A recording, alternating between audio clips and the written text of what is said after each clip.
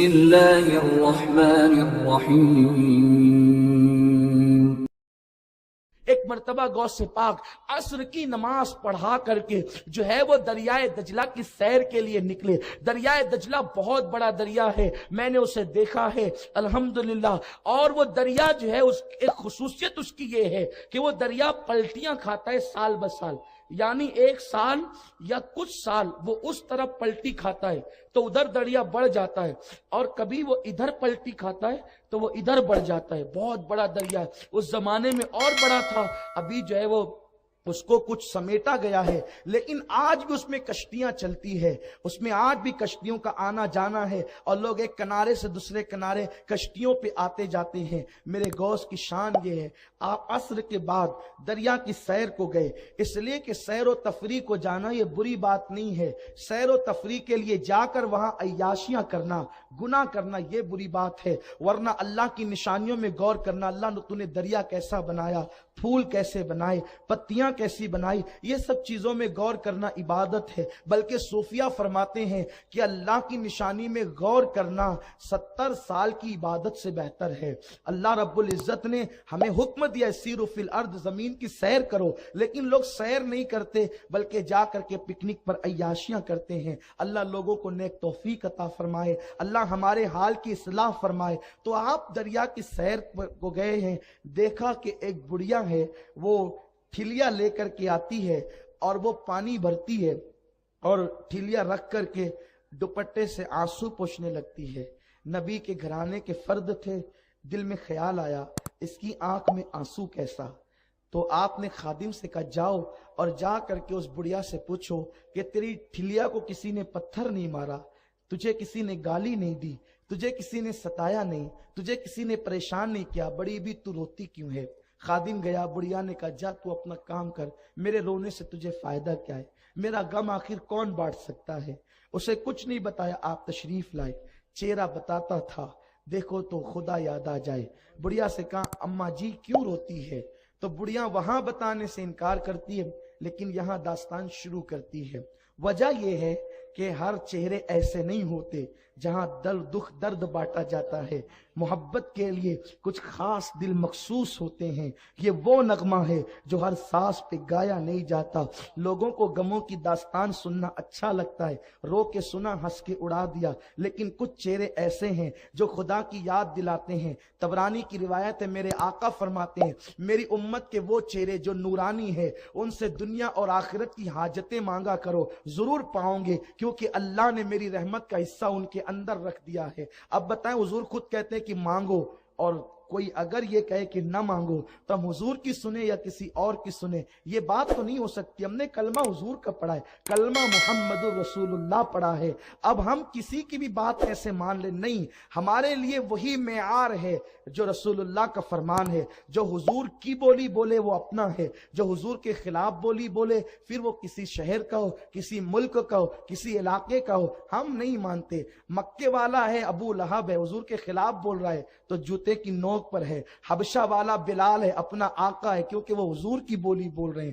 بات بولی سے سمجھ میں آتی ہے، دل کے احوال بولی سے پتا چلتے ہیں۔ تو بڑھیا نے چہرہ دیکھا کہ یہاں پر غم ہلکا ہو سکتا ہے، کہا کہ بات یہ ہے کہ میں رونے کی وجہ، مجھے میری ٹھلیا کو کسی نے پتھر نہیں مارا، مجھے کسی نے گالی نہیں دی، کسی نے ستایا نہیں، لیکن بات یہ ہے او میرے مونس کہ میرا ایک لوتا بیٹا تھا اور میں اس وقت بیوہ ہو گئی تھی جس وقت وہ میرا بیٹا میری گود میں تھا، اور میں اسی کو پالتی تھی اور بے وگی کا داغ دھلتی تھی۔ تمنا یہ تھی کہ جب میرا بیٹا جوان ہوگا تو اس وقت میں اس کی شادی رچاؤں گی۔ وہ بڑھیا ہے مذہب کے اعتبار سے عیسائی، ابھی بھی وہ عیسائی ہے، شادی رچاؤں گی، بڑی دھوم دھام کروں گی۔ اور ظاہر سی بات ہے کہ عیسائی کیا دھوم دھام کر سکتے تھے وہ آپ اچھی طرح جان سکتے ہیں۔ تو بڑھیا سے سنا پھر کیا ہوا، کہا میں لے گئی اور بارات کو دجلہ کے اس پار اور دلہن کو بٹھا کر کے لائی اور بڑی شان سے لائی۔ میں خود بھی بارات میں شریک تھی۔ ہوا یوں کہ میں کشتی کنارے پر آئی، ساحل پر آئی، دریا کے کنارے پر، اور اس کے بعد جب دریا کے کنارے کشتی آئی تو میں اتری اور میرے ساتھ چند باراتی اترے. ابھی کچھ لوگ اترے ہی تھے کہ اچانک پھر ایک ہوا آئی اور ہوا نے کشتی کو پیچھے ڈھکیل دیا اور پھر وہ کشتی بیچ دریا میں گئی اور ماں کی آنکھوں کے سامنے بیٹا بہو جو ابھی دولہا اور دلہن تھے اور بارات میں جتنے لوگ موجود تھے چند اترنے کے سوا وہ سب کے سب دریا کے بیچ جو ہے وہ کشتی میرے سامنے ڈوبی. میں نے اپنی آنکھوں سے اپنی پہلے دن کی دلہن بہو کو اور اپنے دولہا کو ڈوبتے ہوئے دیکھا ہے. جب بھی دجلہ پہ آتی ہوں تو میرے دل کو نشتر لگتے ہیں. وہی بارات جوان بیٹے کی یاد آتی ہے, وہی دھوم دھام مجھے یاد آتی ہے. یہ کہہ کے پھوٹ پھوٹ کر رونے لگی. میرے غوث نے کہا مائی صبر کر, اللہ تیرے لیے انتظام کرتا ہے. اس نے غصے میں اب دیکھا, اب صبر کی تلقین تو سب کر چکے, تمہیں بتا کر فائدہ بھی کیا ہونا تھا. آپ بھی صبر کی تلقین کرتے ہیں, بس یہ جملے کہنے تھے دل پہ جا کے لگے. وہ خاندان ہی ایسا خاندان ہے کہ کسی کی آنکھ میں آنسو دیکھ نہیں سکتے. کہا ماں بس اب انتظار کر, اللہ کی قدرت دیکھ. ہاتھ اٹھا دیے, اللہ میرے رب میرے پروردگار جو ہے اس کے لیے کشتی کو دوبارہ دریا سے نکال دے. ندا آئی, عبد القادر جانتے ہو کتنے برس ہوئے کشتی کو ڈوبے ہوئے؟ پوچھا نہیں اس سے. عرض کیا میرے اللہ تو ہی بتا دے. ارشاد ہوا کہ 12 برس ہو چکے ہیں. کشتی دریا میں گئی, ان کے جسموں کو مچھلیوں نے کھایا. جن مچھلیوں نے ان کے جسموں کو کھایا انہیں انسانوں نے کھایا, اور جو مچھلیاں انسانوں نے کھایا وہ غلاظت بن کر کے دریاؤں میں صحراؤں میں ختم ہو چکے, یعنی کہ وجود ان کا ناپید ہو چکا ہے. عرض ہوتی ہے مولا سب کو مشکل ہے, تجھے مشکل کیا ہے؟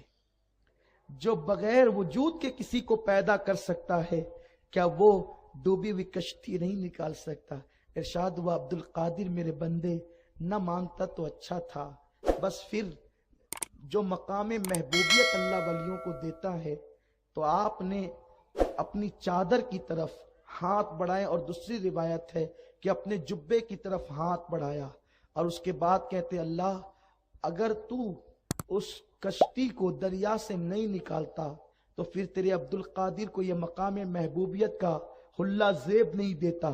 آج اس کو ایسا اتاروں گا کہ پھر کبھی نہیں پہنوں گا. بس اتنا کہنا تھا کہ عبد القادر دیکھ میرے بندے میری قدرت کا کرشمہ. اور اس کے بعد میرے غوث نے دعا کی اور پھر ادھر وہ کشتی اسی طرح ظاہر ہوئی, وہ کشتی اسی طرح ظاہر ہوئی جیسے کہ وہ شان سے ڈوبی تھی. بڑھیا نے دیکھا دنگ رہ گئی اور اللہ اکبر.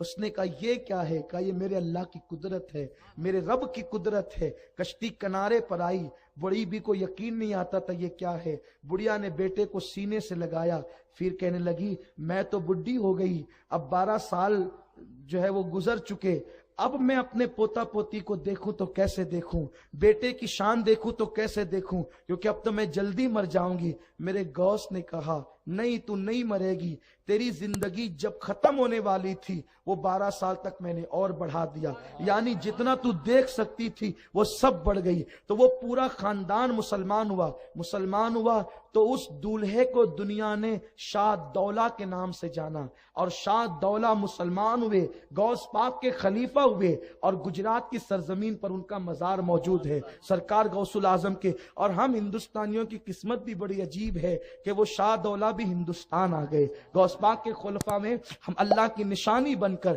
یہ وہ لوگ ہیں, یہ ہے غوث الاعظم دستگیر. آپ سوچتے ہیں یہ کیا ہے, یہ کیا ہے, یہ کیا, یہ اللہ کی قدرت ہے. اللہ جس کو جو چاہے مرتبے عطا کرتا ہے, اللہ جس کو جو چاہتا ہے شان عطا کرتا ہے.